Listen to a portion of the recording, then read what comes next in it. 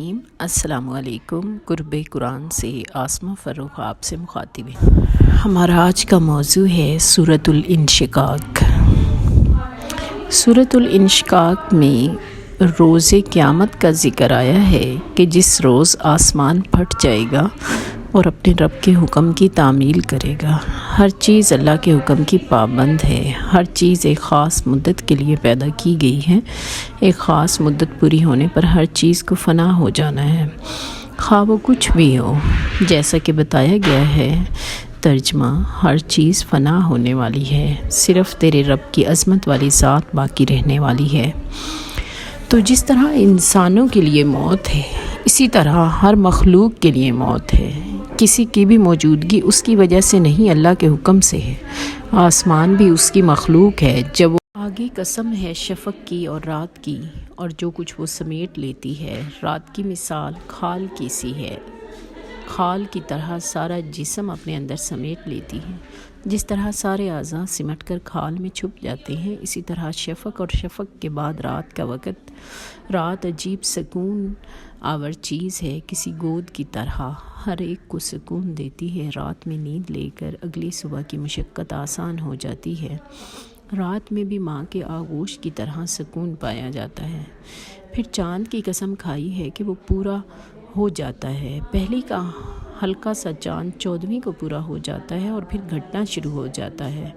تو ماہ کامل کی قسم کھا کر یہ بتایا ہے کہ تم لوگوں کو بھی حالتیں بدلتے رہنا پڑیں گی، ایک حالت سے تم دوسری حالت کو پہنچو گے۔ جس طرح چاند بھی ہلکا سا چڑھتا ہے اور پھر پورا ہو جاتا ہے، پھر گھٹتا ہے، اسی طرح انسان یہی زندگی کا چکر ہے اور یہ چکر چلتا رہتا ہے۔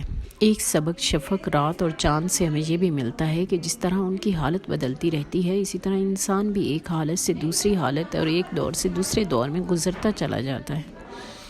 جسمانی طاقت کی حالت بھی بچپن، جوانی اور بڑھاپے میں مختلف ہوتی ہے۔ پھر کبھی حالات اچھے اور کبھی حالات برے اس پر گزرتے ہیں، کبھی خوشحالی کی حالت، کبھی تنگی کی حالت، کبھی خوشی کی حالت، کبھی غم کی حالت۔ انسان بھی ایک حال سے دوسرے حال میں منتقل ہوتا رہتا ہے۔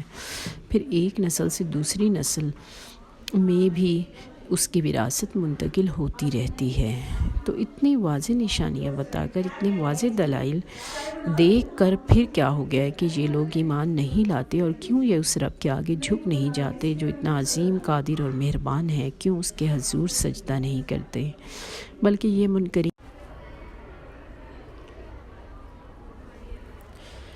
تو الٹا کام کرتے ہیں کہ جھٹلاتے ہیں، انکار کرتے ہیں اللہ تعالیٰ کی آیات کا، ان کی نفی کرتے ہیں۔ تو یہ سب ان کے نامہ اعمال میں جمع ہو رہا ہے، اور جو وہ اپنے نامہ اعمال میں جمع کر رہے ہیں، اللہ تعالیٰ اس سے خوب واقف ہے۔ ان کے اعمال اس طرح کے ہیں کہ ان کو عذاب کی خبر دے دی جائے، ایسا عذاب جو ان کے تصور سے کہیں زیادہ دردناک ہے۔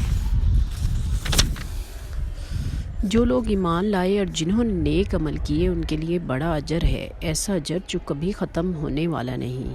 یہ ذکر قرآن مجید کی اور آیات میں بھی آتا ہے، جیسا کہ سورۃ العصر میں ہے ترجمہ، قسم ہے زمانے کی کہ انسان نقصان میں ہے، مگر وہ لوگ نہیں جو ایمان لائے اور جنہوں نے نیک عمل کیے، آپس میں حق بات کی تاکید اور صبر کی تلقین کرتے رہے۔ تو ایسے لوگوں کے لیے اللہ تعالیٰ کے ہاں اجر ہے، ایسا اجر جو کبھی ختم ہونے والا نہیں، ہمیشہ کی جنت، ہمیشہ کی آسائش۔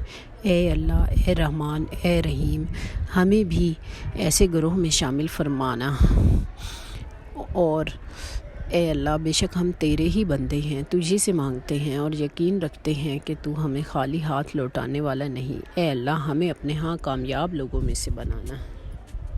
آمین ثم آمین۔